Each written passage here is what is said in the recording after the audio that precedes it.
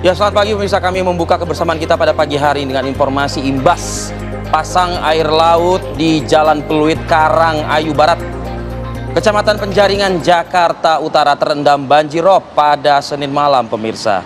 Seperti yang Anda lihat melalui kamera drone ini pemirsa, kondisi banjir rob yang merendam akses Jalan Pluit Karang Ayu Barat. Bisa dikatakan banjir yang terjadi imbas air laut pasang ini memiliki ketinggian yang bervariasi mencapai 50 cm. Selain kedua sisi ruas jalan terendam, banjir juga memasuki sejumlah rumah warga dan merendam perabotan mereka. Warga berharap banjir rob yang sering melanda kawasan mereka ini dapat segera ditangani dengan cepat, terlebih saat terjadi air laut pasang.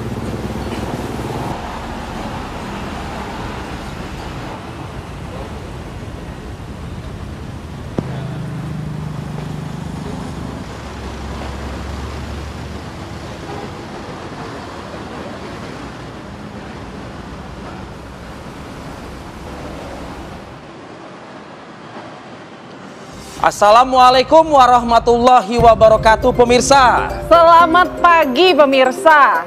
Ke Cinere naik mobil. Cakep. Hei, bentar, masih belum ketemu nih L-nya nih. Pak Putri ada? Hey, apa kabar Re? Yeah. Re ya? Enggak, L dong Put. Oh ya kan, Lele itu belakang. Oh iya iya Cinere iya. udah Re, nggak apa-apa lah. Iya, oke deh. Paksa-paksain juga nggak apa-apa ya Put ya. Harus dipaksa-paksain. Harus paksa ya. Oke. Ini hari apa sih? Ini hari Selasa ya? Oh iya. Kenapa? Nggak apa-apa.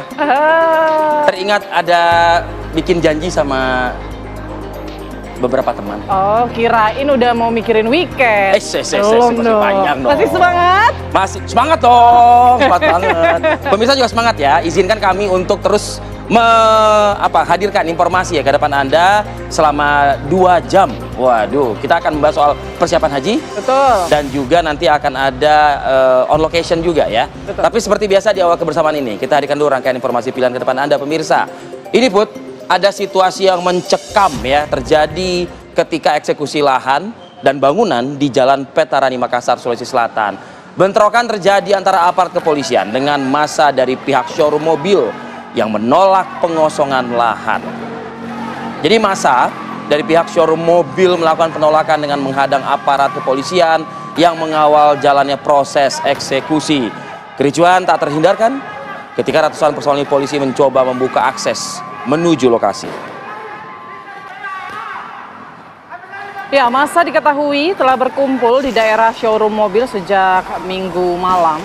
Pihak kepolisian berusaha membubarkan massa dengan menggunakan mobil water cannon. Dentuman tembakan gas air mata pun juga terpaksa dikeluarkan petugas karena massa melawan.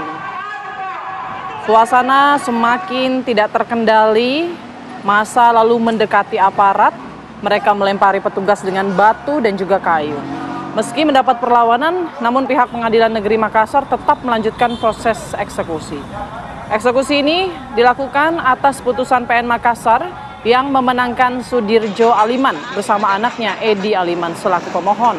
Sengketa lahan seluas 3.825 meter persegi telah berlangsung sejak tahun 2011 lalu.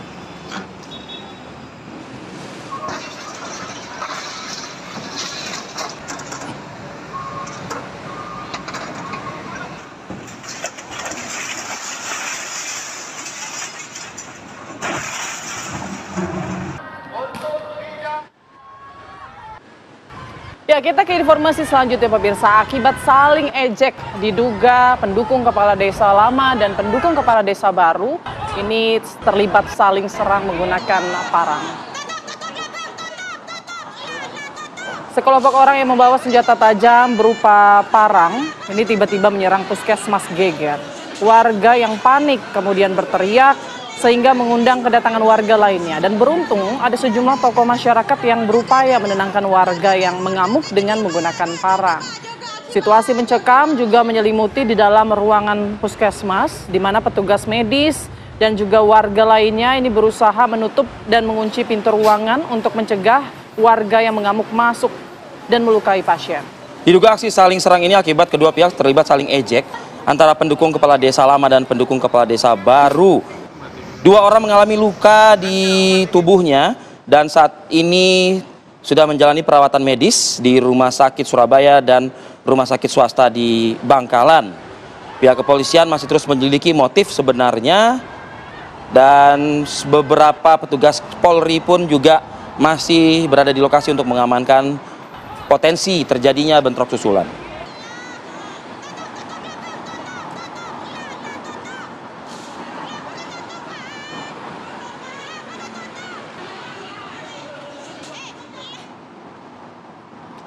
Dua rumah, 1 mobil, dan 3 motor pemirsa ini hangus dilalap si jago merah di desa Kuwagean, Nganjuk, Jawa Timur.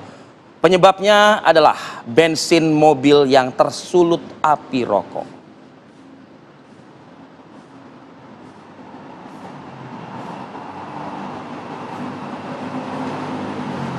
Ya pemirsa, insiden ini terjadi saat pemilik rumah memindahkan bensin dari tangki mobil tanpa disadarinya. Di dekatnya kakak korban sedang merokok dan tiba-tiba saja percikan api rokok menyambar bensin dan mengobarkan api dengan begitu cepat. Sebuah mobil dan 3 unit motor yang berada di lokasi kebakaran tak terselamatkan.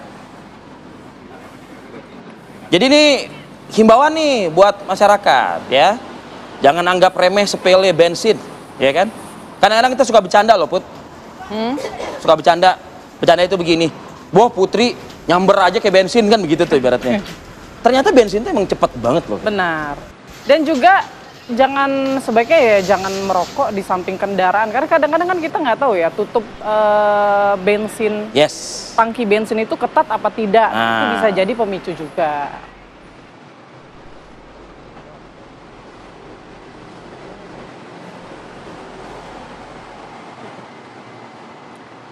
Baik, kita beralih ke Medan, pemirsa. Ada seorang pria yang nekat memotong dan mencuri kabel sinyal dan telekomunikasi perlintasan kereta api di Medan, Sumatera Utara.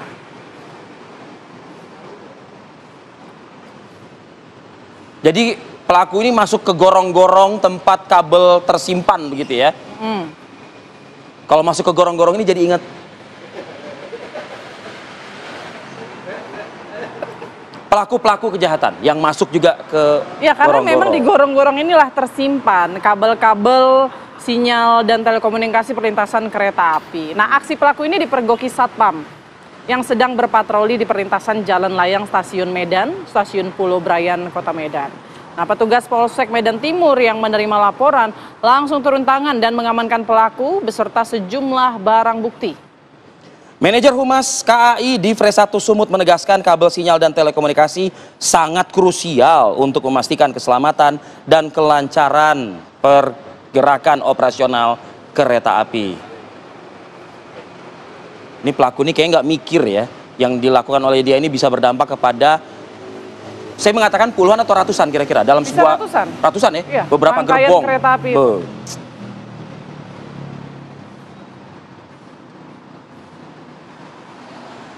Ya, pemirsa, ini ada lagi nih. 2 remaja asal Jakarta ini tewas tenggelam di tempat wisata air terjun, pemirsa. Keduanya ini tewas lantaran tidak dapat berenang usai terpleset ke kolam air terjun dengan kedalaman lebih dari 3 meter. Jadi ada kedua korban naas ya. Imron 26 tahun, Maulana 27 tahun. Keduanya ini warga Jakarta. Kedua wisatawan ini sengaja datang ke lokasi wisata Curug Pinang yang berada di Batu Raden, Banyumas, Jawa Tengah. Peristiwa ini terjadi saat kedua korban sedang merekam ya pemandangan air terjun dari atas bebatuan. Salah satu korban ini terpleset dan terjatuh ke kolam air terjun. Rekannya yang berupaya menolong justru ikut ketarik tuh, jatuh di kedalaman air yang dalamnya diprediksi 3 meter pun. Ya, diduga ini mereka semua tidak bisa berenang ya. Tim SAR dan warga sekitar ini mengevakuasi kedua korban dalam kondisi tidak bernyawa. Nah, jadi bolehlah ya bermain-main tapi jaga keselamatan juga. Jangan sampai tujuan wisata tujuannya mau having fun, menikmati dan juga mensyukuri keindahan alam, keindahan ciptaan ilahi. Ya kan, mensyukuri ciptaan ilahi. Nah ini cocok nih, beda sama yang tadi ke Cinere naik mobil tuh nggak pas tuh tadi tuh. Tapi saya udah ketemu Put yang pas Put. Boleh lanjutin, nah lanjutin. Ke Ciracas sama mas-mas naik patas. Aduh, naik patas. Umurnya ketahuan dong berapa kalau naik patas ya. Cakep. Sekarang namanya Jaklingko ya, Jaklingko sekarang namanya. Ya. Cakep, terusin. Saatnya kita mendengar laporan lalu lintas bersama rekan-rekan dari Korlantas. Cocok nih, cocok. Ada rekan-rekan dari NTMC Polri ya, maksudnya ada Brigadir Yasinta. Memang selalu wajib ya menyambut ataupun menutup Brigadir Yasinta ini dengan pantun, nanti siapin juga ya akhirnya pasti. Oke, Brigadir Yasinta akan mengabarkan pantauan arus lalu lintas di Simpang Tebet, Jakarta. Silakan Brigadir Yasinta.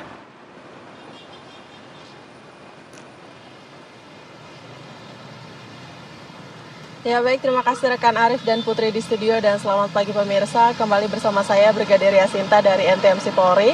Saat ini saya akan mengajak Anda untuk memantau langsung bagaimana kondisi arus lalu lintas terkini tepatnya di kawasan Simpang Tebet, Jakarta Selatan. Bisa kita saksikan bersama saat ini di belakang saya. Pada umumnya situasi arus lalu lintas di kawasan ini sudah mulai terlihat adanya peningkatan volume kendaraan bertepatan dengan jam berangkat perkantoran, baik dari arah Manggarai atau Kokas maupun dari Jakarta Pusat yang akan menuju Kalibata, begitupun yang akan mengarah Pancoran atau Pasar Minggu. Namun perlambatan kecepatan hanya terjadi saat menjelang traffic light sepanjang 200 meter ke belakang yang didominasi kendaraan pribadi baik roda 2 maupun roda 4. Selepasnya masih dalam situasi kondusif lancar dengan laju kendaraan yang melintas berkisar 40 km per jam. Bagi Anda yang akan melintasi kawasan ini, harap antisipasi adanya peningkatan arus kendaraan, mengingat Jalan Dr. Saharjo ini merupakan salah satu jalur utama yang menjadi titik pertemuan arus kendaraan dari berbagai arah, sehingga rawan terjadi kepadatan khususnya pada jam berangkat perkantoran. Kami juga menghimbau kepada para pengendara agar berhenti tepat di belakang garis stop saat menunggu antrian traffic light, patuhi marka jalan dan kurangi laju kendaraan Anda, mengingat di sepanjang Jalan Tebet Raya ini memiliki banyak persimpangan dan gang, sehingga banyak kendaraan yang keluar masuk di area tersebut. Apabila Anda ingin berpindah lajur, pastikan aman dengan terlebih dahulu melihat situasi lalu lintas di belakang Anda, serta menyalakan lampu sen sebagai isyarat kepada pengguna jalan lainnya. Sementara itu, berdasarkan data IRSMS Korlantas Polri, angka kecelakaan lalu lintas di seluruh Indonesia selama 1 kali 24 jam terjadi sebanyak 218 kasus laka lantas dengan rincian 17 meninggal dunia, 16 luka berat, dan 162 luka ringan. Untuk itu kami menghimbau kepada para pengendara agar selalu mematuhi peraturan lalu lintas dan utamakan keselamatan dalam berkendara. Dan untuk informasi selengkapnya seputar arus lalu lintas terkini, Anda dapat menghubungi call center kami di 15669 atau SMS center di 9119. Anda juga dapat mengakses website kami di korlantas.polri.go.id. Stop pelanggaran, stop kecelakaan, keselamatan untuk kemanusiaan, dan salam presisi. Demikian Brigadir Yasinta melaporkan langsung dari kawasan Simpang Tebet, Jakarta Selatan. Kembali ke studio, silakan. Baik, buah semangka dibungkus kertas. Cakep. Terima kasih Brigadir Yasinta untuk informasi lalu lintas dan selamat kembali bertugas. Luar biasa. Kayaknya boleh kali sesekali Brigadir Yasinta menjawab gitu loh. Ya, takutnya kena SP nanti sama komandan-komandannya ya. Kalau saya mah siap-siap aja di SP. Ya kan mana tahu, kayaknya Brigadir Yasinta itu kayak pengen balas tapi nggak bisa. Karena seragam yang menjadikan mungkin Brigadir Yasinta. Oke, mungkin boleh japri lah Brigadir Yasinta balasannya. Nggak tes 10 dikirim. Oke Put, kita jeda dulu ya Put ya. Ini kita ada informasi duka ya. Nanti di segmen berikutnya kita akan hadirkan informasi mantan Ketua Dewan Pimpinan Wilayah atau DPW Partai Amanat Nasional PAN Sumatera Utara 2015-2020. Ini pemirsa meninggal dunia saat memberikan sambutan pada acara halal bihalal. Informasi selengkapnya sesaat lagi. Pemirsa, mantan Ketua Dewan Pimpinan Wilayah DPW Partai Amanat Nasional PAN Sumatera Utara periode 2015-2020 meninggal dunia saat memberikan sambutan pada acara halal bihalal.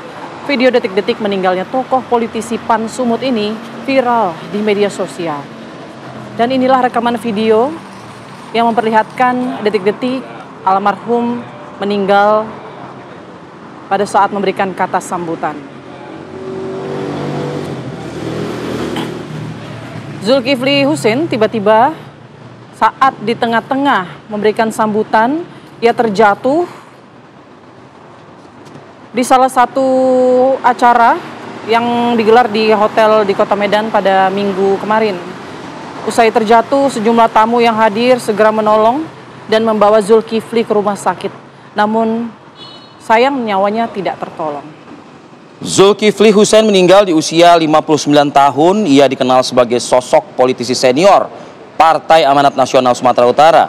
Karir politiknya dimulai dari posisi Sekretaris DPD PAN Medan dan sebagai anggota DPRD Medan periode 2024-2029.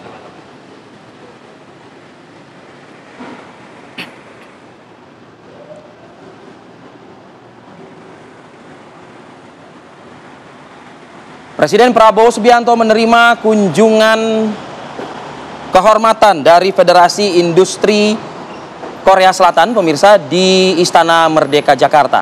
Pertemuan bertujuan untuk mempererat hubungan kerjasama ekonomi antara Indonesia dan Korea Selatan di berbagai sektor strategis.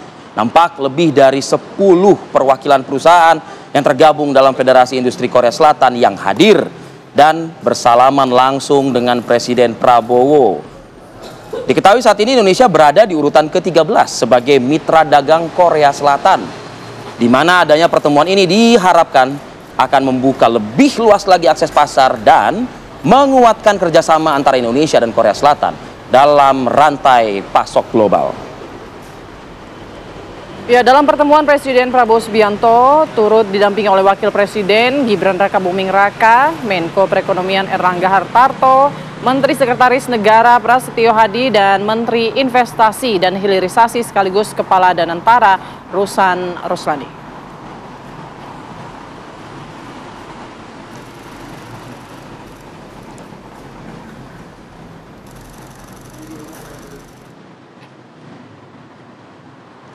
Ya, kemarin Presiden Prabowo Subianto juga menghadiri town hall meeting Danantara bersama BUMN di Jakarta Convention Center. Selain memberikan arahan, pada kesempatan itu Prabowo juga mengakui menegur sejumlah direksi. Acara town hall meeting ini dihadiri jajaran pimpinan Danantara, para Menko Kabinet Merah Putih, serta para direksi BUMN. Acara kemudian diawali dengan laporan dari CEO Danantara Ruslan Ruslani, lalu dilanjutkan dengan pengarahan dari Presiden Prabowo Subianto yang digelar secara tertutup. Setelah agenda tersebut selesai, Prabowo menjelaskan bahwa dirinya menegur para direksi BUMN. Prabowo meminta adanya evaluasi kepada semua direksi.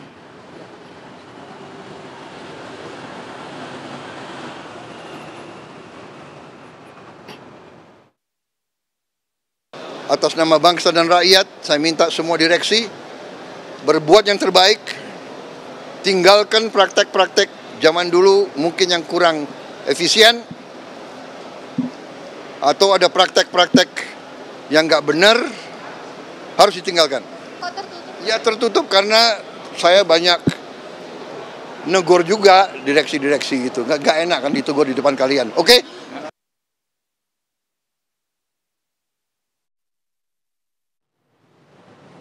Baik, presidennya. Jadi jangan baper nih kepada direksi BUMN yang tegur. Kalau misalnya ketika ditegur, ratusan kamera yang ada di lokasi itu menyorot, kan nggak enak. Ya, ini harus membenahi ya, harus mengevaluasi seharusnya. Ini udah kepala negara begitu ya yang memberikan peringatan begitu ya, berulang kali bahkan. Ya, oke. Kita lanjut nih, informasi berikutnya. Kadin Indonesia menghadiri forum Bloomberg New Energy Forum yang berfokus pada penggunaan sumber energi baru dan terbarukan. Selain itu, Kadin Indonesia juga bertemu dengan Kamar Dagang Amerika Serikat untuk membicarakan mitra dagang strategis. Bloomberg New Energy Forum akan berlangsung hingga tanggal 30 April di kota New York, Amerika Serikat. Sementara awal Mei, Kadin Indonesia dijadwalkan akan bertemu dengan US Chambers of Commerce di Washington DC membahas kemitraan dagang dan investasi kedua negara. Kadin juga akan menghadiri Milkins Conference bersama Danantara. Konferensi ini berfokus pada bidang finansial dan diharapkan bisa menggandeng mitra untuk berinvestasi khususnya di tanah air.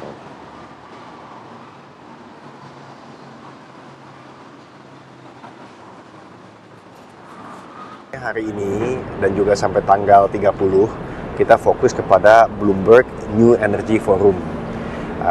Lalu tanggal 1, 2, dan 3 Mei di Washington DC kita bertemu dengan US Chamber of Commerce untuk bicara mengenai apa yang kita bisa lakukan untuk bisa berdagang dan saling berinvestasi lebih banyak lagi. Dan yang terakhir nanti tanggal 4, 5, 6 di Los Angeles dengan Milken Conference yang fokus kepada bidang finansial bersama Danantara. Jadi kalau di sini kita tadi bertemu dengan Accenture dan nanti bertemu dengan berbagai macam perusahaan yang bisa menjadi knowledge partners daripada Kadin. Karena Kadin ingin menguatkan juga dari sisi Kadin Institute dan juga Kadin Global Engagement-nya. Sehingga sambil kita menunggu nanti malam mulai Bloomberg New Energy Forum di mana kami sebagai pembicara, ya di sini kita mencari mitra untuk menguatkan kapasitas daripada Kadin itu sendiri yang tentu bisa mendukung pemerintah sebagai strategic partnernya. Saya salfok sama Pak Anin. Kenapa? Jasnya keren banget itu. Jasnya kamu juga nggak kalah keren kok. Wah, ini mah jas sudah lebih dari 10 tahun ini. Tapi kan tergantung yang pakai. Hah? Tergantung yang pakai. Ya itu dia, bener juga sih. Aduh. Saya ini apalah ya kan. Langsung gitu. merah loh. Iya. Oke lah, kita jeda terlebih dahulu pemirsa. Usai jeda kita masih ada informasi menarik lainnya ya. Di antaranya ini dari Purwakarta, Jawa Barat, di mana seorang kakek diduga dianiaya oleh cucunya yang tidak terima karena ditegur gara-gara meminjam motor dan terlambat pulang. Sesaat lagi kami hadirkan informasi. Masih di Apa Kabar Indonesia Pagi pemirsa, kasus penipuan lowongan pekerjaan terjadi di sebuah ruko di Kota Bekasi, Jawa Barat. Di mana para pencari kerja ini harus membayarkan uang 1 juta rupiah kepada perusahaan demi mendapatkan pekerjaan. Untuk menarik para korbannya, tersangka ini mencantumkan perusahaan-perusahaan besar agar para pencari pekerja ini tertarik. Diduga ruko menjadi tempat penyalur tenaga kerja bodong. Setelah viral, ruko berlantai 2 ini sudah kosong dan terkunci rapat dari luar.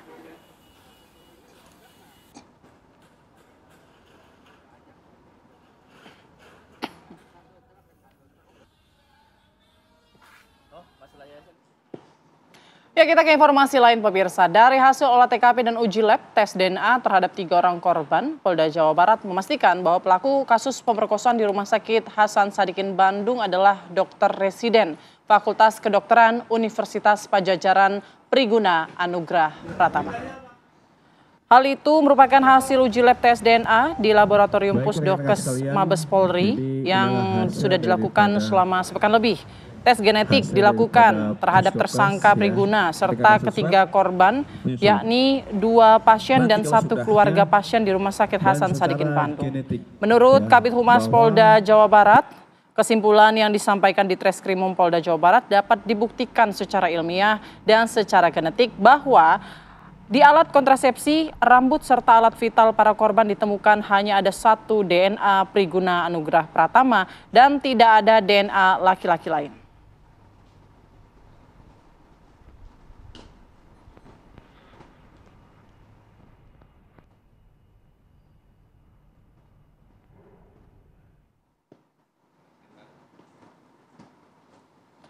Pemirsa, kontak tembak terjadi di distrik Moskona Barat, Kabupaten Teluk Bintuni, Papua Barat antara aparat gabungan TNI Polri dengan kelompok kriminal bersenjata atau KKB.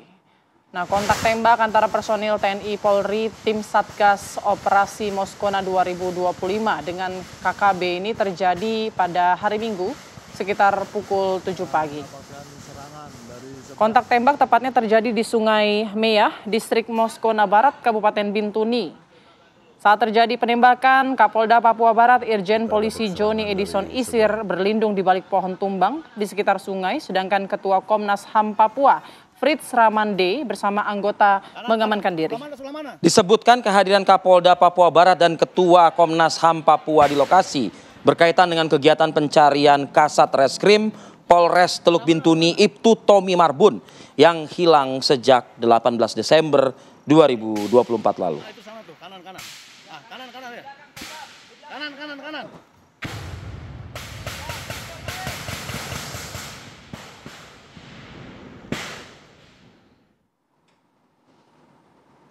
8 orang tahanan Polres Lahat, Sumatera Selatan, pemirsa, yang ditahan di sel Tahti Polres Lahat berhasil kabur setelah menjebol dinding dengan sebuah obeng yang telah dimodifikasi. 3 orang diantaranya tahanan ini berhasil diamankan, sementara 5 tahanan lainnya masih terus dalam pengejaran kepolisian. Kejadian berlangsung pada Minggu dini hari sekitar pukul 3:30. Mendapat kejadian ini, Polres Lahat langsung bergerak cepat dan berhasil mengamankan beberapa tahanan yang kabur. Kepolisian menghimbau bagi para tahanan yang belum tertangkap atau belum kembali dan juga kepada pihak keluarga untuk dapat segera memberitahu, membantu untuk menyerahkan diri apabila memang diketahui keberadaannya.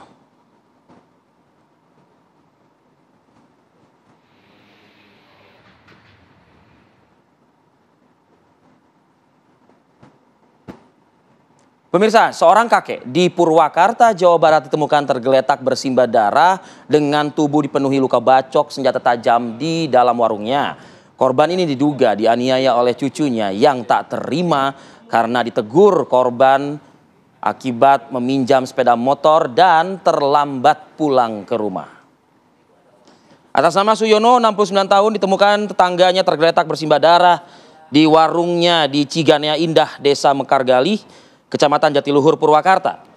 Kondisi korban terdapat luka bacok di beberapa bagian tubuhnya dan diketahui korban saat ini dibawa ke Rumah Sakit Umum Daerah Bayu Asih, Purwakarta untuk mendapatkan penanganan medis secara intensif. Pihak kepolisian Satreskrim Polres Purwakarta juga sudah melakukan olah TKP. Saksi mata menyebutkan korban ini dianiaya oleh cucunya, inisialnya AL, 15 tahun, yang masih duduk di bangku kelas 3 SMP. Dan informasinya AL ini tinggal memang bersama dengan korban dan dibesarkan juga ya oleh korban. Dan entah apa yang ada di benak AL ini yang notabene masih di bawah umur juga ya Put. Masih duduk di bangku SMP, kok dengan tega menganiaya hingga kritis sang kakek. Nah, untuk mengetahui lebih lanjut Put, segera saja kita ingin menyapa ada AKP Enjang Sukandi dari Polres Purwakarta selaku Kasih Humas. Selamat pagi Pak Kasih Humas. Selamat pagi Amarif. Pak Kasih Humas, bisa mendengar suara kami? Iya. Bisa Amarif. Ya. Kita akan coba tanyakan bagaimana kondisi korban ya. Yang diketahui kabarnya dari informasi awal kondisi kritis akibat hujanan tusukan benda tajam yang dilakukan oleh cucunya sendiri begitu ya. Apakah sudah bisa mendengar AKP Enjang Sukandi? Selamat pagi. Iya. Ya Pak, betul. Bagaimana kondisi korban Pak yang untuk perlu kami ketahui? Sampai saat ini ya.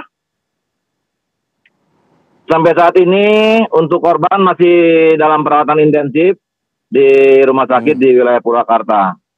Alhamdulillah sudah mendapatkan penanganan yang cukup dari petugas medis. Bagaimana juga dengan pelaku Pak? Apakah memang sudah juga ditangkap begitu? Alhamdulillah berkat doa dan dukungan dari masyarakat, kurang dari 24 jam pihak penyidik Polres Purwakarta dapat mengamankan terduga pelaku yang notabene masih satu keluarga, statusnya sebagai cucu dari korban.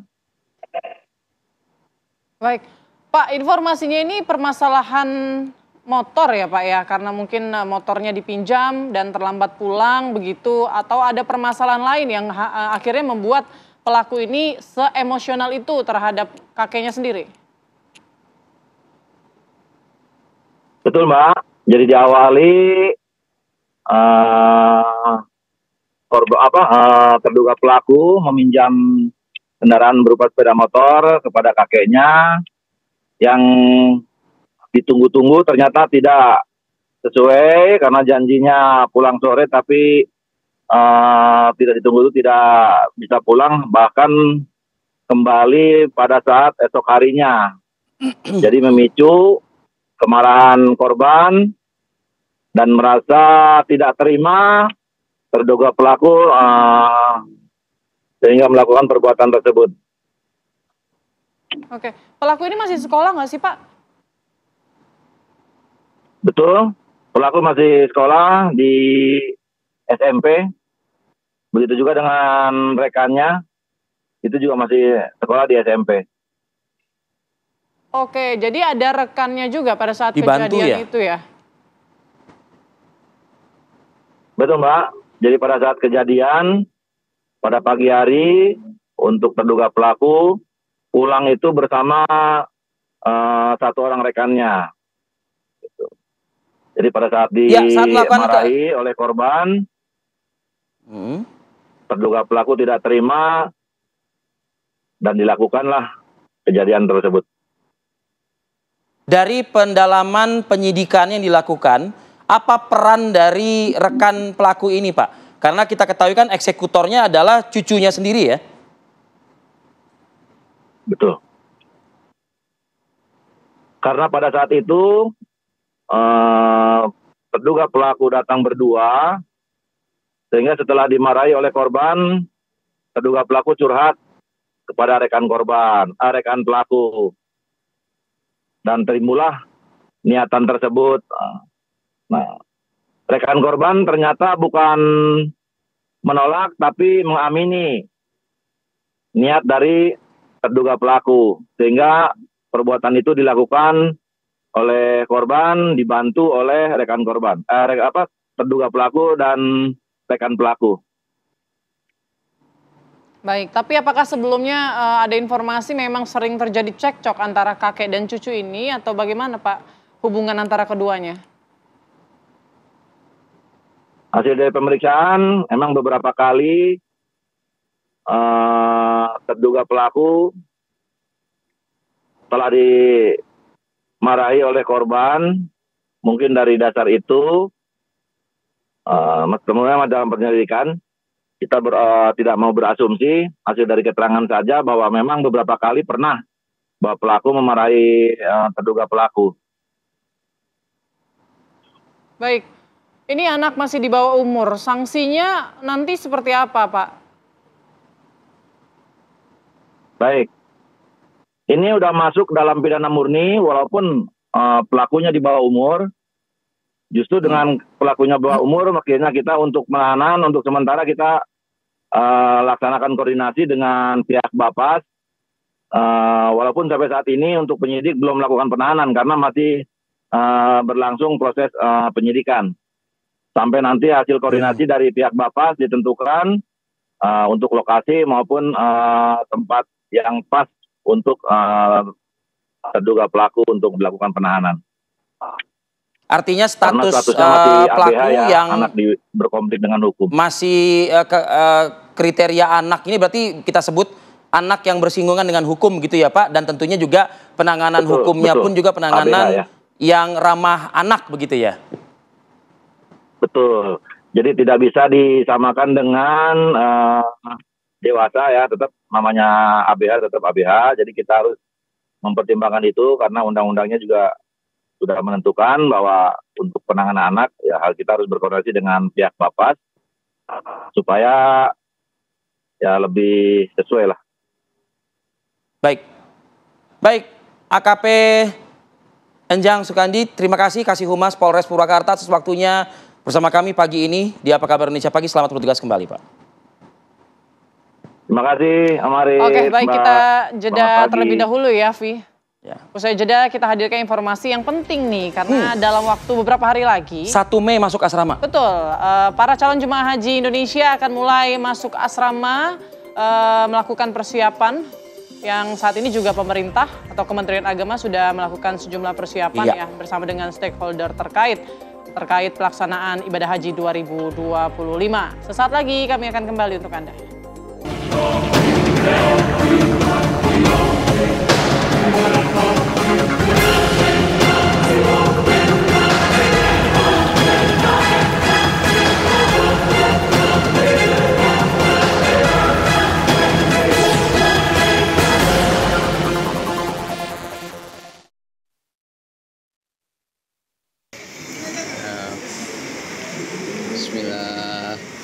Bismillah, berangkat sehat-sehat, Bu.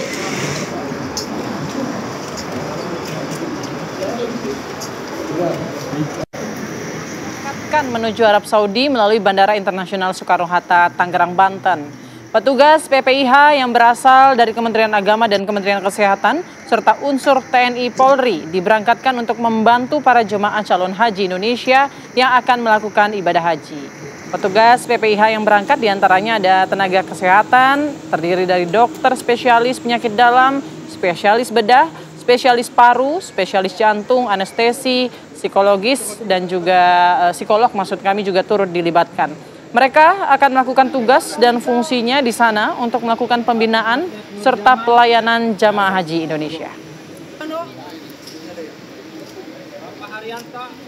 Ya tentunya sebelum diberangkatkan ini Put, mereka pun juga dikumpulkan ya, yaitu penyelenggara ibadah haji atau PPIH yang akan bertugas di Arab Saudi ini masuk ke tahap pembekalan pertama, istilahnya begitulah ya, telah melaksanakan pemberangkatan juga dilepas dari asrama haji Pondok Gede, Jakarta Timur.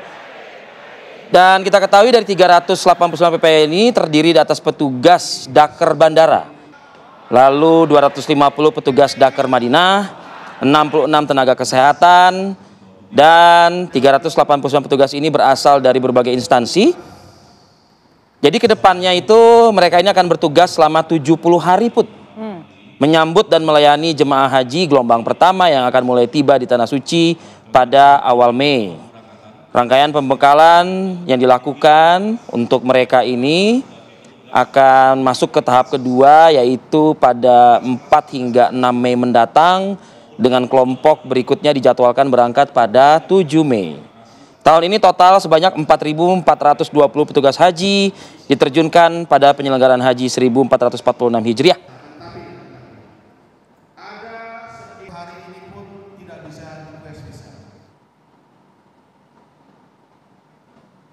Ya, selain itu juga pemirsa, persiapan haji ini juga dilakukan oleh maskapai Garuda Indonesia, di mana Garuda Indonesia sudah menyiapkan 14 pesawat berbadan lebar untuk mengangkut 90.933 jemaah haji Indonesia pada tahun ini dari 7 embarkasi. Garuda Indonesia akan melayani penerbangan haji dari 7 embarkasi, yaitu Banda Aceh, Medan, Jakarta maksud kami, Solo, Balikpapan, Makassar, dan juga Lombok. Dari total 90.000 lebih penumpang calon jemaah haji Indonesia ini, terdapat kategori lansia di atas 65 tahun ada sebanyak 25.000 jemaah atau sekitar 28,4% yang akan dilayani secara khusus. Garuda juga menyiapkan 952 petugas awak kabin, mulai dari pilot, kopilot, pramugari, dan pramugara yang akan membantu melayani para calon jemaah haji Indonesia selama perjalanan menuju Tanah Suci. Selain itu ada 142 teknisi serta suku cadang pesawat yang juga ditempatkan di 7 embarkasi untuk memastikan aspek keselamatan penerbangan.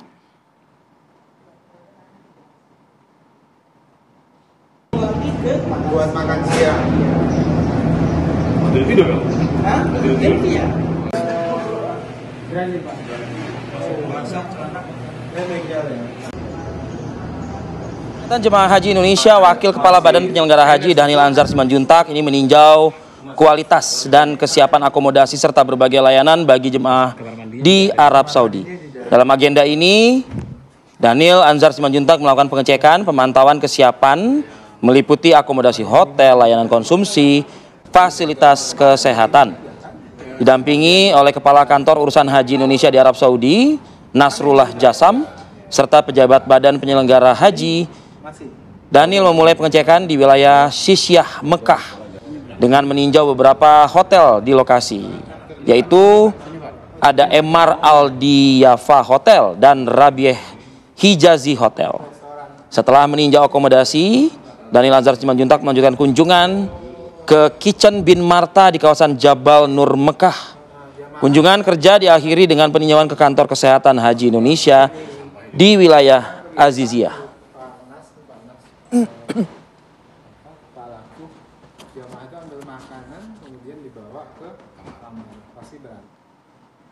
Ya, langsung saja kita akan berdiskusi dengan para pihak begitu yang akan juga bertugas loh dalam haji tahun ini ya. Yang sudah menyiapkan juga ya. Kalau yang bertugas secara lapangan udah berangkat sebagian. Tapi narasumber kita di studio ini juga bertugas juga untuk mengawal. Nah, kan begitu ya kan. Nah, sudah ada Kang Maman Imanul Haq, anggota DPR RI Komisi 8 dari fraksi PKB. Selamat pagi, Kang Maman. Pagi, Kang Maman. Dan juga ada Pak Muhammad Zain selaku Direktur Pelayanan Haji Dalam Negeri. Selamat pagi. Pagi Pak Zain. Waalaikumsalam. Saya ingin ke Pak Zain terlebih dahulu, Kang ya. Ya. Overall, secara keseluruhan nih Pak Zain, kan sudah ada PPIH ya. Ya. Kloter pertama sudah berangkat, kloter kedua nanti menyusul. Ya. Bagaimana persiapan? Khususnya mungkin ya mulai dari dalam negeri sampai juga mungkin ya nanti di sana. Ya, makasih Alhamdulillah. Saya Direktur Pelayanan Haji Dalam Negeri. Tugasnya ada beberapa. Pertama, menentukan kuota haji. Disebar ke berbagai provinsi, kemudian juga penentuan pelunasan haji, kemudian visa, ya, ada banyak tugas embarkasi semuanya. Nah, tugas saya yang ini yang lagi hot isu itu adalah terkait dengan pelunasan jamaah. Alhamdulillah per hari ini ya data yang ada di kita semua provinsi itu sudah surplus. Oh. Ya, jadi dari 203.000 kuota 320 itu kita sudah lebih atau surplus 9.500-an jamaah.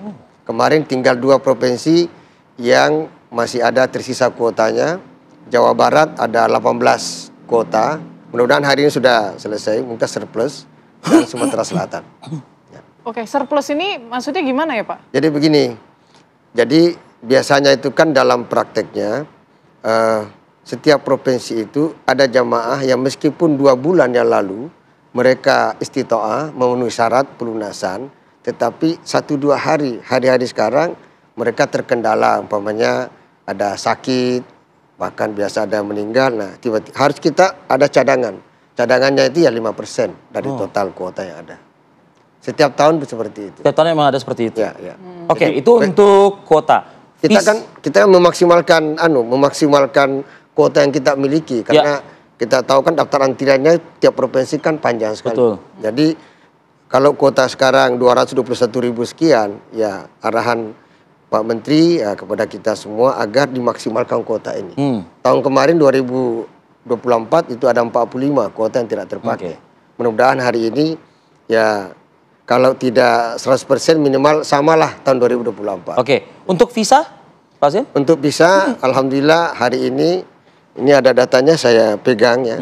Ya, kami punya petugas di kantor itu kerja 24 jam. Ada 80 orang yang bekerja shift-shiftan, tidak pernah berhenti karena cara kerja kita kan di sini pagi, di sana masih malam. Ya. Biasanya di sini malam, di sana baru beda 4 jam lah ya Pak Zain. Beda 4 jam. Jadi sehingga posisi biasanya agak kencang itu pada malam hari. Sehingga kami ada 80 petugas di kantor itu bekerja 24 jam. Posisi sekarang saya ada data. Alhamdulillah request visa kita sudah 183.336 atau sudah 90%,7. Yang sudah terbit visanya hari ini kemarin 168.722 orang atau 82,98%. Jadi lumayan sih Pak dari sisi itu. Distribusi logistik untuk calon jemaah. Ya, alhamdulillah saya kalau terkait dengan souvenir haji. Nah, itu Pak. Umpamanya batik haji itu kan oleh CSR ya. Bukan kita hanya menentukan speknya. Tapi kan dipantau ya Pak ya? Dipantau. Ini sudah setiap pelunasan jamaah itu langsung dikasih saat itu untuk souvenir haji. Kemudian koper ini Kementerian Agama hanya menetapkan speknya. Lalu yang menyiapkan itu semua maskapai penerbangan. Seperti yang kita tahu bahwa tahun ini ada 3 maskapai, Garuda Airlines, Saudi Airlines, dan Lion Air. Dan mereka lah, setahu saya ini sudah terdistribusi semua kepada 14 embarkasi. Kemudian gelang haji, saya pastikan 29 April sudah terdistribusi kepada seluruh embarkasi. Biaya haji, visa, logistik aman semuanya ya. Mudah-mudahan. Pelaksanaannya ya. Tapi mohon doa. Yang paling dekat ini adalah asrama. Ya. Jadi bentar lagi calon jemaah kita akan masuk asrama haji lusa gitu, ya? tanggal 1 Mei gitu. Kalau dari DPR sendiri gimana nih koordinasi dengan pemerintah untuk memastikan agar pembekalannya berjalan lancar, pembinaannya berjalan lancar hingga nanti pemberangkatan ke sana? Ya, saya optimis tahun ini penyelenggaraan haji akan lebih optimal ya. Yang pertama dari pihak Arab Saudi misalnya, bahwa hasil laporan dari Masyarik sekarang itu ternyata yang akan haji lebih sedikit dari tahun kemarin. Kalau tahun kemarin 1,7 juta, sekarang hanya 1,3 juta. Saya nggak tahu apakah ini karena ada penurunan global dan sebagainya. Nah yang kedua, Arab Saudi pun mempersiapkan banyak sekali infrastruktur yang lebih kuat. Misalnya soal tausiah, perluasan-perluasan. Termasuk juga usulan kami. Saya setiap kunjungan ke Arab Saudi selalu bilang bahwa optimalisasi billboard itu tidak hanya urusan hukum, tetapi lebih informasi. Ini berapa sih suhu hari ini? Berapa kecepatan angin? Apa yang harus Anda pakai? Signboard ya? Iya, dulu kalau kita datang sana isinya cuma haram halal, haram halal. Ini soal fisik gitu. Nah, walaupun gitu, ada hal yang perlu digarisbawahi lagi bahwa hari ini Arab Saudi lebih ketat. Biasanya kalau kita mau haji, itu yang umroh masih ada. Nah, sekarang enggak. Agak tegas ya sekarang ya? Sekarang itu 1 bulan lebih, itu udah di stop umroh. Sehingga pembersihan termasuk juga kalau kita masuk ke dalam itu, kita udah agak sulit. Besok tuh, hari ini berarti ya? Terakhir tuh kok nggak salah ya, harus meninggalkan Arab Saudi untuk mereka yang menggunakan umroh itu kan? Betul.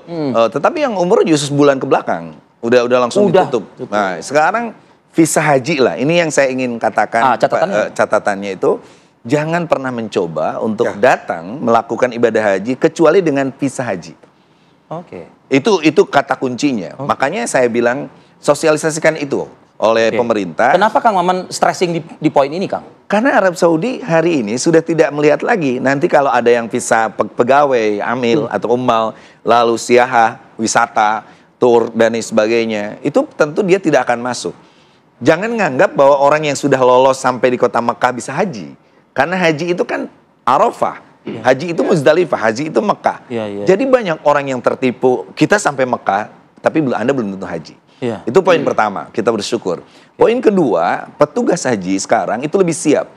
Kalau saya anggota pansus haji, di mana salah satu sorotannya itu adalah tahun kemarin, itu petugas kadang-kadang nggak tahu itu supirnya siapa, anak buah supirnya siapa, dia masuk. Sekarang, berkat beliau nih Pak Jen, ada orang untuk lolos jadi petugas yang kemarin berangkat, itu ujian sampai 3-4 kali.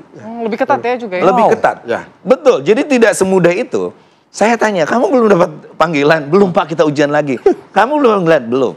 Nah, makanya kemarin kelihatan sekali. Jadi kalau sebelum-sebelumnya tuh ada drivernya lah, ada si ini. Ada jokinya juga. Ada joki. Saya datang ke Bekasi, orang ini hadir, pas gitu, kamu kenapa nggak berangkat? Diganti supirnya si Anu. Ya Allah. Dan itu membahayakan. Hari ini, saya harus melakukan menyampaikan apresiasi kepada Menteri Agama, ke Pak Jen dan kawan-kawan. Hari ini petugas-petugas insya Allah adalah orang-orang yang siap melayani. Saya bilang Anda mabrur bukan hanya karena Anda hebat nanti hajinya, tapi pelayanan itu akan membawa Anda ke mabrur.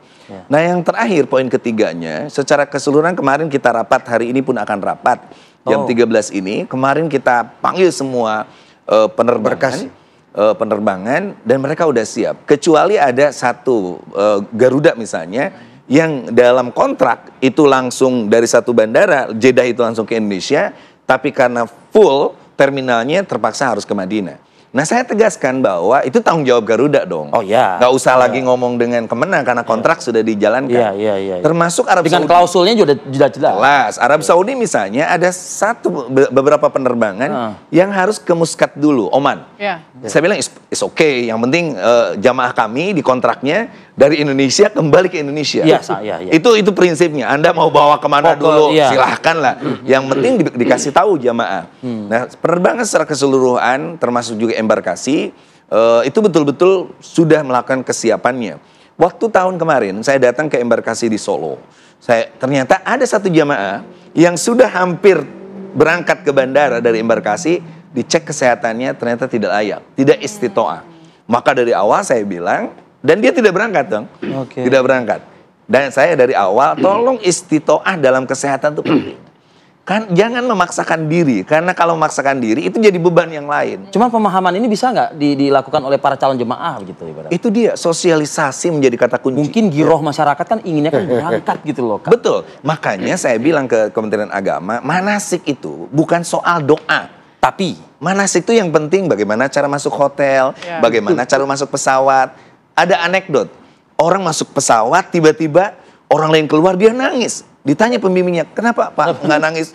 Saya banyak dosa, tidak bisa mengeluarkan uang. Dulu medit waktu di Indonesia, akhirnya saya tidak bisa keluar. Itu bukan dosa, seatbelt Anda belum dibuka. Ada lagi orang masuk hotel, teriak-teriak, ya Allah dosa saya besar banget. Dibilang, weh itu bukan soal dosa besar, itu air kerannya ke hot, harusnya ke cool.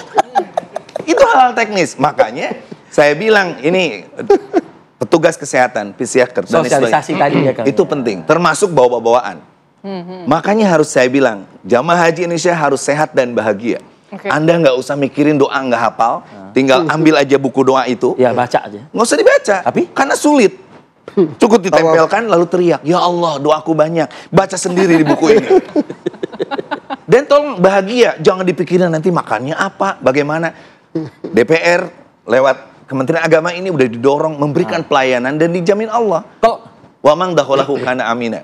Siapapun yang masuk kota Mekah akan aman. Ya. Makanya saya tidak kekurangan sedikit apapun gitu. Saya tegaskan, petugas siapapun yang memanipulasi jamaah, yang menjadikan jamaah sebagai komoditas, sapi perahan dan sebagainya, itu kualat. Kenapa? Karena dia telah melakukan upaya komoditasi terhadap tamu-tamu Allah. Oke. Nah, Kang, kalau misalnya kita berkaca ini juga buat Pak Zen ya. Dari yang tahun lalu ya, ini kan problematikanya adalah para lansia ya, dengan jumlahnya yang cukup signifikan pada saat itu. Sekarang enggak? Sekarang tidak. Jadi waktu pasca COVID kita tahu persis lansia tiba-tiba dikasih banyak. Padahal dikurangi 50% kita kan waktu pas COVID itu, pasca COVID itu.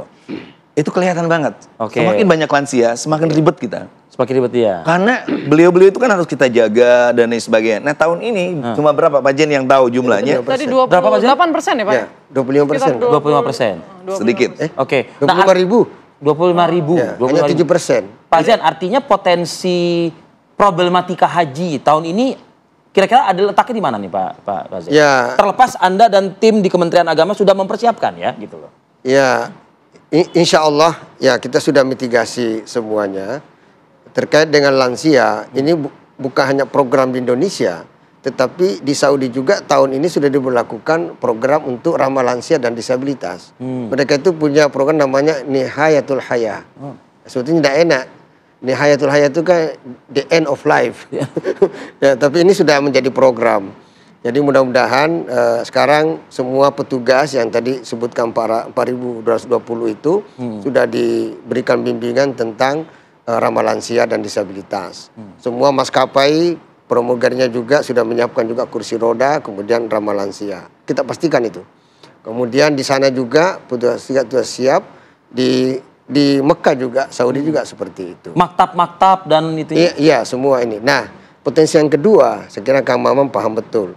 Tahun ini juga ada Armuzna itu. Apa itu? Ya, Armuzna itu kan Arafah, Musdalifah dan ini. Untuk tahun ini ada program yang disebut sebagai Tanazul dan Murur. Nah, tahun kemarin juga sudah ada, tapi belum dimobilisasi secara masif. Tahun ini program kita dengan Saudi juga merupakan program. Artinya ada pergerakan massa jamaah haji pada saat wukuf di Arafah, apakah Tanazul ataupun Murur. Murur itu gini, jadi jamaah-jamaah yang lansia ataupun ada penyakit ketika dari Arafah ke Musdalifah, apakah menginap di Musdalifah atau dia murur. Murur itu jadi mereka lewat saja.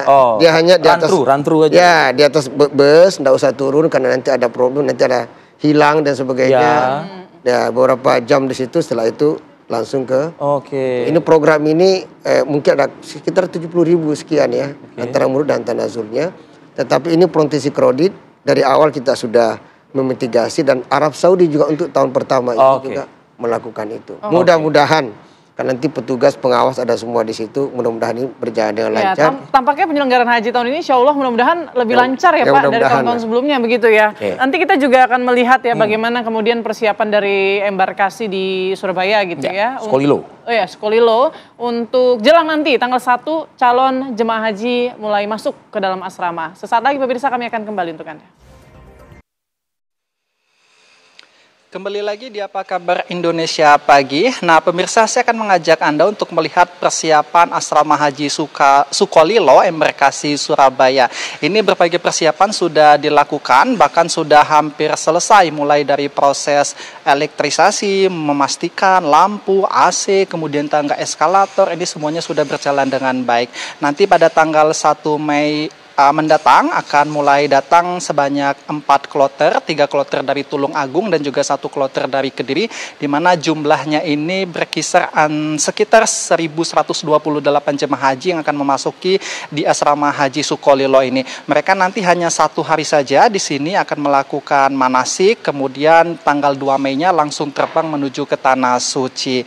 Nah ini adalah persiapan yang sudah dilakukan kemarin, sudah ada pemasangan X-ray sebanyak 5 unit. Kemudian ada di gedung tempat saya mengabarkan saat ini 1 unit di gedung Bir Ali, kemudian di gedung Musdalifah ada 2 unit dan juga gedung Mina juga ada 2 unit lagi. Selain X-ray juga dipasang metal detector. Ini kemarin sempat kami konfirmasi, tujuannya adalah untuk memastikan supaya bawaan para jemaah ini aman begitu. Tidak lagi ada barang-barang yang unik ataupun aneh. Biasanya tahu sendiri kalau misalnya jemaah dari Indonesia membawa cobek, membawa rice cooker, alat-alat masak, kemudian semacam gunting ataupun potongan kuku yang mereka ini informasinya tidak tahu. Nah ini dapat disisir di sini sehingga nanti pada saat mereka tiba di bandara tidak perlu lagi melakukan pembongkaran dari koper-koper mereka, dan ini akan menghemat waktu untuk mereka melakukan proses check-in sampai dengan nanti boarding dan juga terbang. Kemudian untuk ratusan kamar juga sudah bersih semua, bahkan lantainya pun sudah kinclong, artinya sudah 100% asrama haji Sukolilo ini siap menyambut kedatangan dari calon jemaah haji embarkasi Surabaya. Nah total di Jawa Timur sendiri ada 35.168 jemaah dan semuanya sudah melakukan pelunasan, artinya secara administrasi ini sudah selesai semua dan mereka ini akan siap berangkat untuk menuju ke Tanah Suci. Nantinya di sini juga akan diberikan pembekalan, tidak hanya masalah doa, tapi juga akan diberikan pembekalan bagaimana nanti tinggal di Tanah Suci sehingga mereka ini tidak jet lag istilahnya begitu, tinggal dengan budaya yang berbeda yang ada di Tanah Suci. Sementara itu kembali ke Rivi dan juga Putri. Oke, artinya Yasin dan tim akan bersiap juga ya menyambut calon jamaah yang akan berangkat besok lusa ya, tanggal 1 Mei yang akan masuk ke asrama haji tidak hanya di Sukolilo tapi di 7 embarkasi ya yang akan juga memberangkatkan calon jemaah haji. Kembali lagi saya ke narasumber nih, ke Pak Zen lagi deh Pak Zen. Asrama haji ini sebetulnya kan hanya apa ya, tempat untuk singgah lah ya. Singgah lah gitu Tunggu ya. penerbangan. Tapi apakah akan ramah juga terhadap calon jemaah haji? Karena gini, biasanya ini tipikal psikologi, nah ya kan. Kalau udah dapat pelayanan yang kurang baik, nanti kan bad mood. Ke bawah tuh sampai sana. Ujung-ujungnya seat belt masih kepasang tapi udah marah-marah gitu. Gimana Pak Zen? Jadi begini, arahan Pak Menteri Agama Profesor Kiai Nasruddin Umar itu semua kita petugas ya di Kementerian Agama sama juga di BP Haji agar memberikan layanan yang berkualitas kepada jamaah. Apa itu? Ya, pastikan bahwa seluruh SOP berjalan. Begitu jamaah masuk di embarkasi atau asrama haji itu tersenyum. Nah, naik maskapai juga nyaman di atas maskapai, turun di pesawat di Jeddah atau Madinah juga aman dan nyaman. Kehusyuan terjaga. Ya, dan balik ke tanah air juga senyum bahagia seperti Kak Maman tadi supaya mereka haji mabrur. Karena ini kan haji ini merupakan romantic destination of the heart of Islam.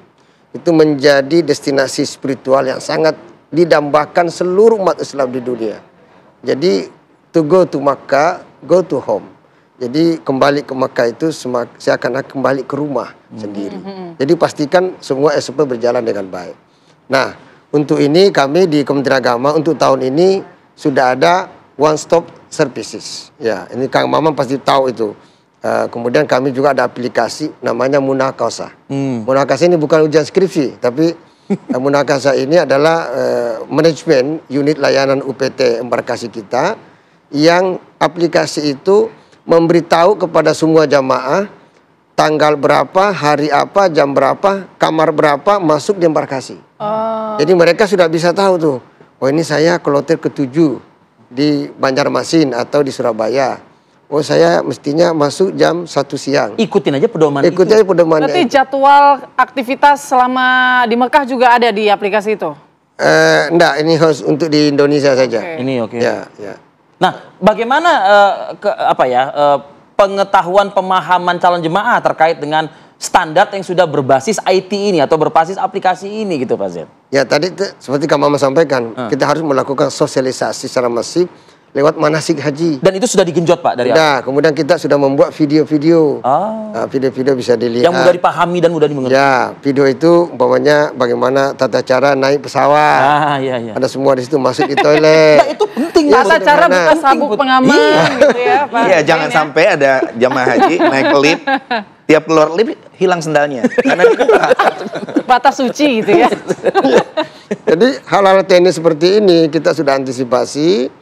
Ya, mudah-mudahan saja ini. Dan kemudian seperti tahun kemarin, tahun ini 3 embarkasi kita, 3 bandara kita sudah fast track seperti kemarin, tapi kualitasnya diperbaiki. Jadi maksudnya apa tuh?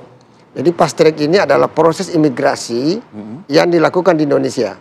Jadi semua dokumen paspor semua di 3 bandara, Soekarno-Hatta, di Sumarmo, Solo, dan Surabaya. Oke. Jadi sehingga begitu pesawat jamaah sudah naik di pesawat, kemudian landing di Jeddah atau Madinah, semua sudah selesai urusan. Jadi mereka nggak perlu antri panjang lagi untuk imigrasi di sana? Tinggal keluar dari bandara, kemudian naik di bus, cari hotel. Ya, udah. Oke. Pak Zen, saya juga penasaran, kan tadi seleksi PPIH-nya juga ketat nih. Terus tadi juga Pak Zen juga menyampaikan sudah dipastikan lah semua petugas ini akan senyum menyambut, senyum melayani. Selain Nakes, TNI, Polri yang mereka punya keahliannya, mungkin petugas-petugas lainnya pembekalannya bagaimana? Seperti apa? Apa sih yang dibekali begitu untuk melayani para jemaah ini? Bekal kesabaran menghadapi calon jemaah gitu. Lansia misalnya gitu. Ya itu materi-materinya banyak ya. Termasuk kita mendatangkan motivator, tadi psikolog. Kemudian kita yel-yelnya juga ya. Semangat. Haji mabrur, semangat. Gimana tuh ya? Ini mataku, mata kiri kan. Ya. Bukan. Kan itu senyaman mungkin ya. Kemudian di proses bimbingan teknis itu juga ada MCU, medical check up secara keseluruhan. Apakah ini betul-betul sehat ya kan? Kemudian ada vaksin, materi-materinya saya juga bawa materi. Ya, bagaimana supaya mereka itu seperti Kiai Maman sampaikan tadi, kemabrurannya itu bukan karena banyaknya melaksanakan ritual ibadah. Justru ketika melayani jamaah, disitulah kemabruran haji para petugas. Ya, jadi jangan sampai ada ego, udahlah begitu lowo langsung lari lagi tawaf, sa'i. Padahal mereka adalah petugas. Dan kita sangat ketat untuk ini. Itu ada bajunya itu Pak, dipakai baju petugasnya, dan saya lihat yel-yelnya performance tahun ini kalau kita lihat kemarin ya. Lebih 300 orang itu yang kita lepas oleh Pak Dirjen dengan Pak Irjen, BP Haji juga bersama-sama. Saya lihat memang performanya sudah orang-orang ikhlas lah untuk melayani jemaah kita. Kang Maman, isu konsumsi, ya kan, isu maktab layak atau tidak, menghadapi juga ada juga mungkin kita juga sudah melakukan semacam kayak forecasting weather ya, karena kan seperti tahun berapa tuh. Hujan yang tiba-tiba mengguyur di Arafah yang kemudian menyebabkan maktab kita jadi basah, bahkan juga tergenang air seperti ini. Ini penting nggak sih sebetulnya untuk selalu berkala terus-menerus dicek seperti itu? Iya, sangat penting. Satu, ada perubahan manajemen di Mekah itu, di Arab Saudi itu. Dulu zaman 70-an ada syekh. Nah, ini. Lalu syekh itu perorangan kan. Lalu dibikinlah semacam yayasan, namanya muassasah. Tapi muassasah pun belum merasa cukup. Dia harus punya badan hukum, namanya sang syarikah. Nah, syarikah-syarikah ini dia harus mengajukan diri untuk lolos dalam semacam tender dengan Kementerian Agama.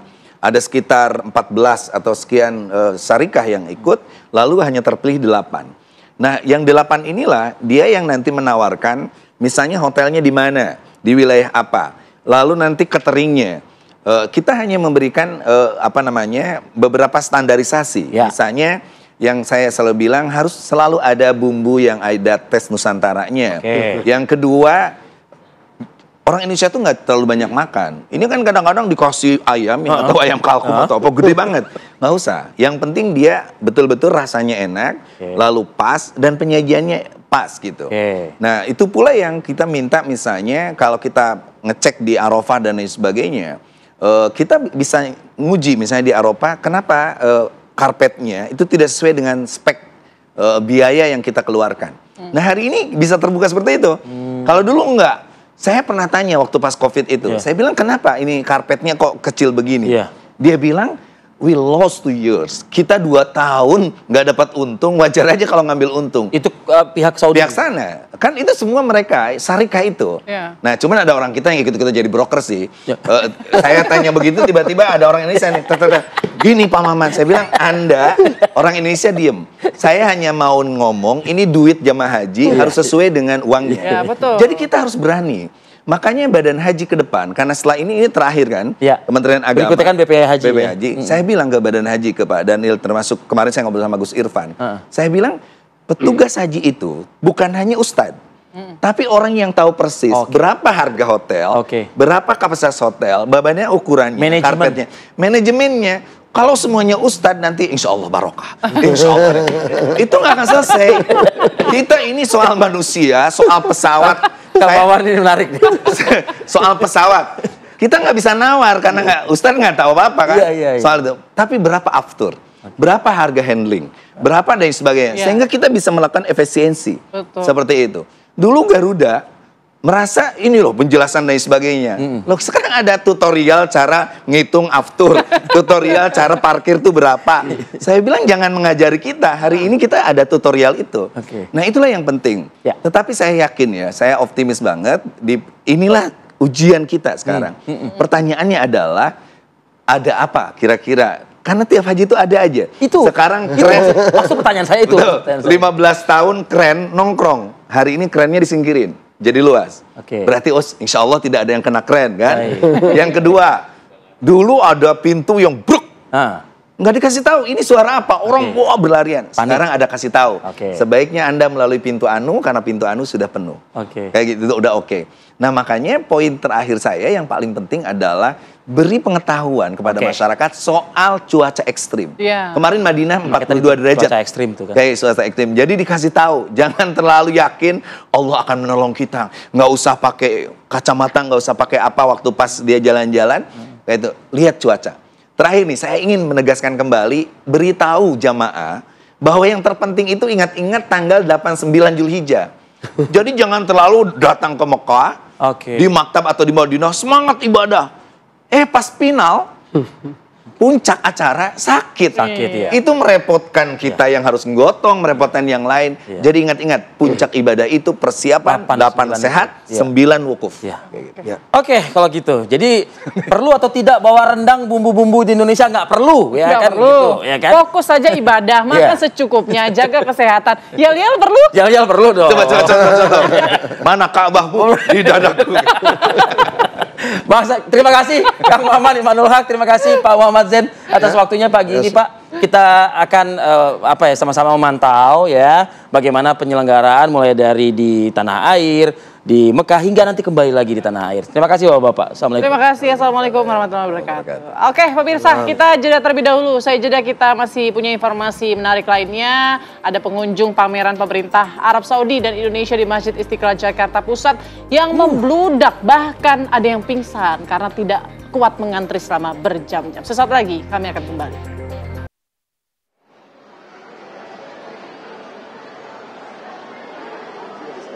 Ya pemirsa, kalau Anda bisa melihat di belakang saya ini sudah ada antrian jemaah yang penasaran dengan adanya pameran di Masjid Istiqlal. Adapun pameran ini merupakan pameran jembatan persaudaraan Indonesia dan Arab. Dan saya juga pengen mengetahui nih bagaimana antusias masyarakat dan apa sih sebenarnya yang mereka penasaran dengan isi pameran ini. Langsung saja kita tanyakan ya. Permisi Ibu, dengan Ibu siapa Bu? Ibu Yosi. Ibu Yosi dari mana Bu? Dari Cideng Barat. Barang datang ke sini untuk melihat pameran ini Bu? Iya. Apa sih Bu yang pengen dilihat dari pameran ini? Sejarah Islam. Sejarah Indonesia dan Saudi. Iya.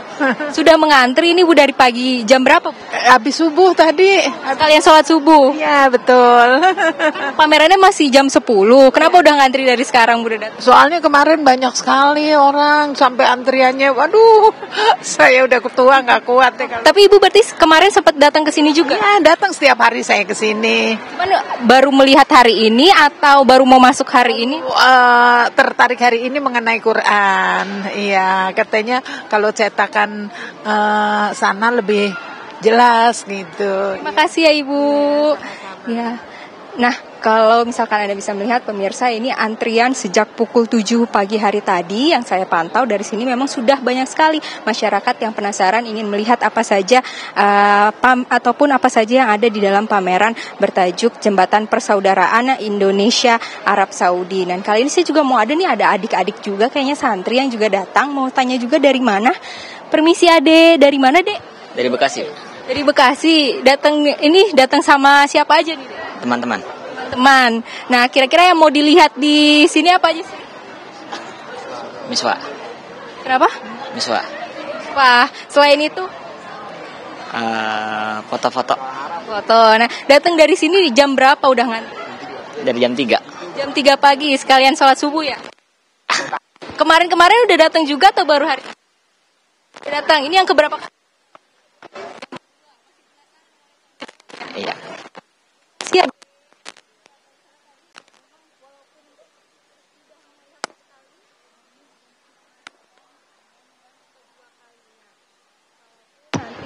Anda ingin melihat pemirsa dapat datang ke Masjid Istiqlal karena ini dibuka secara umum dan gratis untuk mereka masyarakat yang penasaran dengan pameran yang ada karena memang ini dibuka sejak pukul 10 waktu Indonesia Barat sampai dengan pukul 19 waktu Indonesia Barat. Namun jika nanti ada kendala ini memang akan ditutup lebih cepat mengingat beberapa hari kebelakangan ini memang kondisi semakin siang ini semakin tidak kondusif maka akan dipercepat penutupan dari pameran untuk hari ini. Sementara itu demikian. Baik. Rizka Salsabila, terima kasih. Informasi Anda langsung ya dari Masjid Istiqlal. Ini sudah hari kesekian tapi tidak menyurutkan. Weekdays juga ramai ya. Tuh. Apalagi weekend nih, Vi. Para calon yang akan melihat seperti apa pameran Saudi ini dan juga kerjasama dengan pemerintah Indonesia juga ya.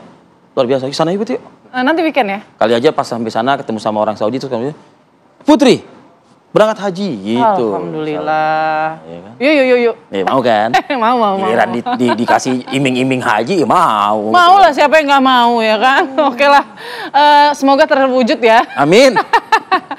Pemirsa, kita jeda terlebih dahulu ya. Usai jeda juga ada informasi menarik ini dari wilayah Tangerang di mana ada seorang bocah ya yang tewas dibakar oleh kekasih ibunya. Ya. Nanti akan ada laporan langsung dari TKP. Ada rekan kami Zinedine Duhan. Sesaat lagi pemirsa, kami akan kembali untuk Anda. Kembali lagi di Apa Kabar Indonesia Pagi pemirsa. Seorang anak berusia 4 tahun ditemukan tewas terbakar di dalam sebuah kontrakan di Kampung Kresek, Desa Rawaburung, Kecamatan Kosambi, Kabupaten Tangerang, Banten. Menurut salah satu warga, ini ibu korban sempat mencari-cari keberadaan anaknya yang berusia 4 tahun di rumah kontrakan tersebut. Ia meminta warga untuk membantunya membuka rumah kontrakan. Kontrakan merupakan tempat tinggal pacar sang ibu. Warga menuturkan kondisi rumah berasap dan jasad bocah ini ditemukan dalam rumah dalam kondisi yang mengenaskan. Polisi diketahui masih terus mengendus keberadaan pelaku ya. Yang diketahui juga kekasih dari ibu korban.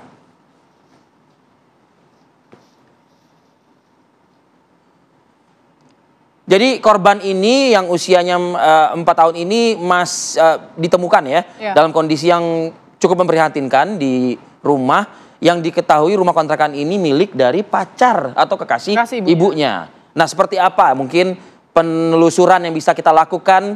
Ada reporter kami Zinedine Duhan di lokasi ya Duhan ya. Silakan Duhan, kita gali informasi sebanyak-banyaknya dari lokasi. Ya, Fadil, Mala, dan juga pemirsa, saat ini saya ada di TKP di mana ditemukan seorang bocah berusia 4 tahun ini tewas terbakar di kontrakan milik dari kekasih ibunya sendiri, yang mana juga kejadian ini pada hari Minggu 27 April kemarin. Sang ibu sempat mencari anaknya di rumah tersebut atau rumah yang berada di belakang saya dengan rumah kondisinya terkunci. Saat dicari-cari seperti itu oleh warga, dibantu juga oleh warga sekitar, lebih tepatnya oleh salah satu pengurus masjid yang memang letaknya ini berseberangan dengan rumah atau membelakangi juru kamera Muhammad Ishak seperti itu. Lalu ditemukan kunci atau kunci rumahnya itu ditemukan di got samping rumahnya yang ada di belakang saya ini merupakan got yang memang sudah cukup mampet seperti dapat saya bilang. Nah, kunci itu ditemukan di got ini setelah warga mencari-cari kunci seperti itu karena sang ibu ingin mencari anaknya dan meyakini bahwa anaknya berada di dalam. Dan yang membuat terkejut adalah saat membuka pintu rumah seperti itu, di bagian dalam, tepatnya di bagian kamar ini sudah ada dalam kondisi terbakar. Nah, kami tadi sempat melihat juga di mana letak bekas terbakar, karena biasanya jika sebuah rumah terbakar ini hingga bagian depan tentunya terdapat bekas-bekas hitam seperti itu, pun juga adanya beberapa kusen yang terbakar di bagian luar. Namun jika dapat kami gambarkan saat ini suasana yang berada di depan ini bagian rumah masih utuh, ini tidak ada bagian depan rumah yang terbakar karena menurut informasi yang kami dapatkan di bagian dalam justru ini yang terbakar hanya di bagian kamar, lebih tepatnya berasal dari bagian kasur. Nah, untuk di depan sendiri memang masih terdapat bekas cipratan-cipratan air yang kemarin digunakan oleh warga untuk membantu memadamkan api secara manual seperti itu dari air yang berada di sekitar TKP sebetulnya. Nah, untuk mengetahui lebih lanjut mengenai kasus ini, saya akan mengajak Anda untuk berbincang bersama dengan Kepala Desa Rawaburung. Di sini ada Pak Ahmad Damuri. Pak Damuri, dapat dijelaskan kepada kami sebetulnya dalam kasus ini kemarin pada saat proses penemuan seperti apa, Pak? Awalnya itu memang sekitar jam 2.30 saya mendapat informasi dari warga yang panik ya melalui panggilan WhatsApp adanya peristiwa kebakaran. Lalu saya langsung menuju ke lokasi ini. Kebetulan memang udah padat, udah penuh nih warga. Udah penuh dan ibunya udah histeris. Ternyata ada satu jenazah anak yang memang anaknya usia 4 tahun udah terbakar. Nah, salah satu warga kami terus menghubungi pihak damkar sampai dalam prosesnya. Alhamdulillah sini udah keburu dipadamkan sama warga. Ya, jadi demikian. Pada saat ditemukan kan jika kita lihat kenampakan dari rumahnya sendiri ini tidak terlalu banyak yang terbakar, mungkin di bagian luar seperti itu kan informasinya hanya terbakar di bagian dalam. Mungkin dapat dijelaskan juga Pak kepada kami, ini terbakar di bagian mana saja Pak? Apakah memang hanya di bagian kamar saja lalu di luar tidak merembet seperti itu apinya? Jadi pada saat itu warga dobrak pintu bersama-sama dengan si ibu korban. Pada saat masuk kebetulan dalamnya posisi sudah ngebul gitu ya. Api percikannya udah nggak terlalu besar, kemungkinan itu cuma terbakar di area kamar saja, kamar yang didiami sama si anak tersebut. Jadi dari kasur kayaknya yang terbakar. Ya area lain nggak ada, karena memang nggak ada barang-barang juga sih, cuma ada beberapa barang ya semacam alat-alat dapur aja. Bagian yang terbakar adalah kamar Pak. Biasanya kan sumber api itu biasanya berasal dari dapur, dari gas seperti itu. Nah, apakah ditemukan adanya konsleting listrik atau semacamnya Pak penyebab percikan api seperti itu? Pada saat peristiwa memang kebetulan kita inisiatif nih dari warga juga bersama Babinsa juga dibantu waktu itu langsung turunin kilometer, matiin listrik, aliran listrik jangan sampai ada korsleting. Kebetulan memang atasnya ini plafonnya memang bentuknya udah cor ya.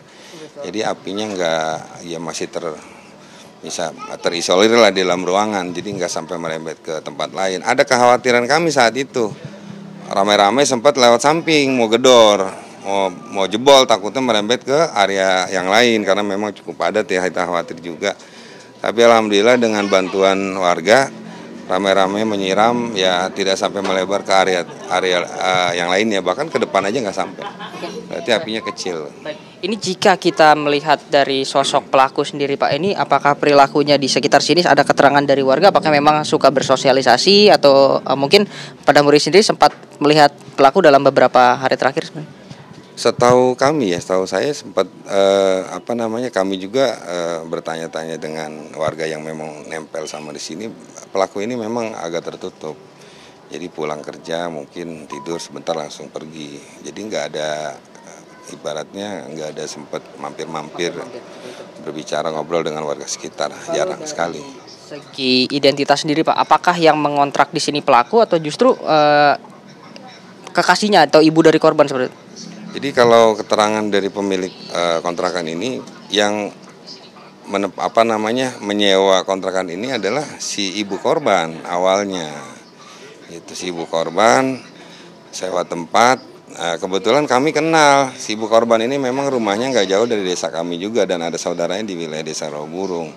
Jadi tidak memiliki kecurigaan apapun. Terus kita tahunya yang mengontrak sebetulnya si ibu itu, si ibu korban. Karena belum sampai sebulan juga. Kalau dari korban sendiri ini apakah memang cukup sering ada di sini, bermain di sini, karena tadi sempat dijelaskan ada saudaranya yang di sekitar sini, atau seperti apa Pak? Karena berada di sini tapi ibunya tidak ada di rumah kontrakan seperti itu kan? Jadi kabarnya memang anak ini sering main, diajak main sama rekan-rekan sejawatnya ya, seumuran, karena memang anak ini memiliki kakak yang lebih besar. Nah, kawan-kawan ini suka nongkrong di sini, di depan lah, tapi nggak sampai dia itu nggak suka bersosialisasi juga di rumah ini aja, hanya di sebatas halaman sini saja. Mungkin karena di dalamnya mungkin ada ibunya atau apa, saya nggak tahu juga. Informasi dari anak-anak yang memang waktu itu sempat mengantar mencari si korban saat terjadinya peristiwa. Sudah bukan hal yang baru lagi untuk anaknya berada di sini seperti itu ya? Mungkin sudah beberapa kali, dan diketahui sama ibunya setahu saya. Kebetulan hari itu biasanya pulang, katanya nggak pulang. Setelah ditemukan tentunya kan sudah ada olah TKP juga dari kepolisian dan jenazah juga sempat diotopsi seperti itu. Nah, dari hasil otopsi apakah sudah ada informasi Pak? Apakah ditemukan juga ada bekas luka seperti itu sebelum kejadian terbakar? Saya dapat kabar sih ada temuan luka lebam ya, atau bekas pukulan benda tajam, benda tumpul. Cuma sebatas itu saja.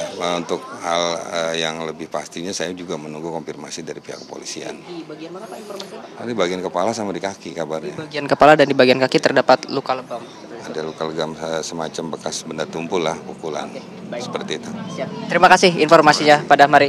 Ya pemirsa, itu dia memang informasi lengkap yang kami dapatkan dari Kepala Desa Rawaburung. Ini Pak Ahmad Dahmari yang mana menyebutkan kepada kami bahwa pelaku ini mengontrak di sini tapi bukan menggunakan identitasnya sendiri, melainkan ibu dari korban yang mengontrak rumah lalu diisi oleh terduga pelaku, yang mana juga ditemukan juga adanya bekas luka lebam, ini luka dari benda tumpul di tubuh korban.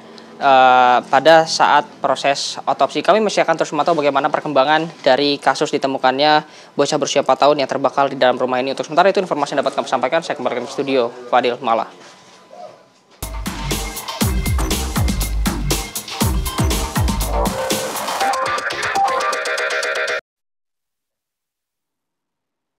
Nah, itu ya, sudah tergali banyak keterangan dari lokasi. Dan kita penasaran sebetulnya apakah pelaku janjian sudah berhasil ditangkap ya?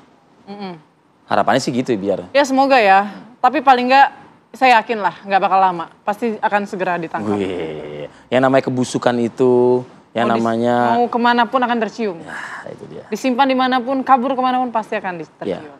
Pokoknya saksikanlah pagi-pagi brutal sesaat lagi lah, ya kalau kayak gitu. Baik. Senin depan dong? Hah? Senin depan? Senin depan ada, 9.30. Ntar lah promonya, orang masih ada kok. Ini apa kabar pagi. Oke, kita di segmen berikutnya akan hadirkan rangkaian kabar-kabar viral ke depan Anda pemirsa. Salah satunya ini ada ibu hamil asal Limbangan Garut dikabarkan hilang saat pergi ke Puskesmas Derwati di Kecamatan Rancasari, Kota Bandung. Sesaat lagi informasi untuk Anda.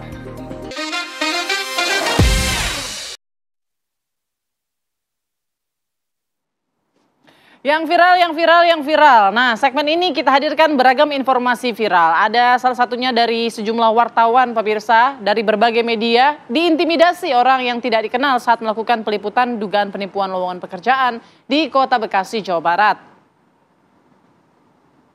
Wih, ada Abang Jago. Oke Bang Jago, iya. Ampun Bang Jago. Abang Jago, tolong itu kancing dulu bajunya Abang Jago. Aduh Abang Jago ini. Jadi ini ya pemirsa ya, aksi seorang pria tak dikenal tiba-tiba mendatangi sejumlah wartawan. Nunjuk-nunjuk wartawan juga begitu. Yang sedang melakukan peliputan dugaan penipuan lowongan kerja di Ruko Plaza Bekasi Jaya, Bekasi Timur. Jadi pada saat mengambil gambar awak media di lokasi, ini diduga ada semacam kayak intimidasi ya yang dilakukan oleh sejumlah orang yang ngamuk-ngamuk tuh ke wartawan ya. Jadi wartawan tuh sebetulnya tuh mau ngambil gambar terkait dengan kasus dugaan penipuan lowongan kerja. Ya. Nah, tapi kita lihat tadi ya, pria berkemeja lalu datang tiba-tiba marah-marah. Put, tolong. Kalau memberitakan itu harus yang jelas.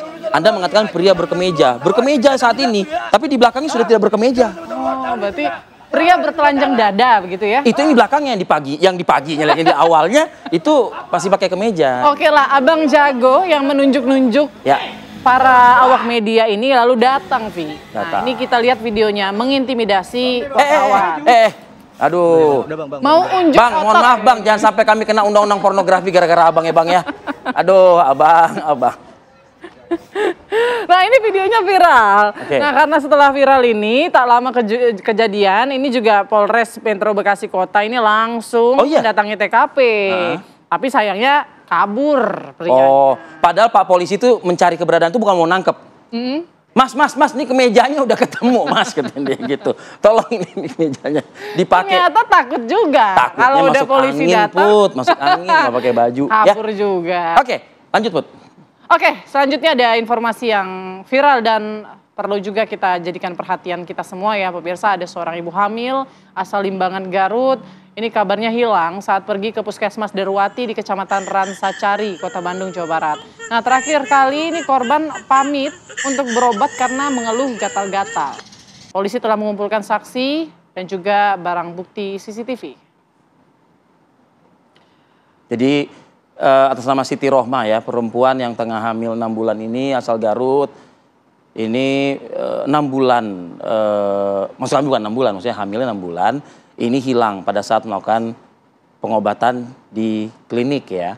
Nah harapannya polisi yang saat ini mendapat laporan itu bisa segera mengetahui keberadaan. Karena anggota keluarga terutama sang suami ini khawatir. Mengingat kondisi istrinya yang setengah hamil 6 bulan Put, itu bisa terjadi apa-apa begitu loh.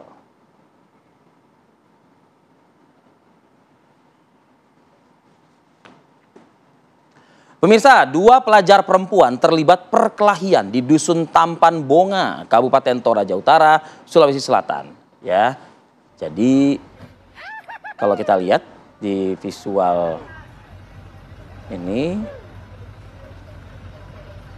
videonya kita miris loh. 1 menit ya, Vi. Karena ada sejumlah orang di lokasi yang hanya menonton, bahkan merekam juga, tidak melerai segera begitu. Ya, warga yang kemudian melihat aksi ini, terutama pengguna jalan sepeda motor, ini akhirnya tak kuasa, kasihan ya sama korban yang dilakukan penganiayaan ini, sehingga akhirnya harus melerai, memisahkan pertikaian antar remaja putri ini. Apa kira-kira sih Put yang menyebabkan? Pemicunya sih kabarnya sepele ya permasalahannya. Saat berpapasan di jalan keduanya kemudian jadi emosi. Papasan doang emosi. Nah kedua pelajar kemudian setelah dipertemukan akhirnya sepakat untuk berdamai.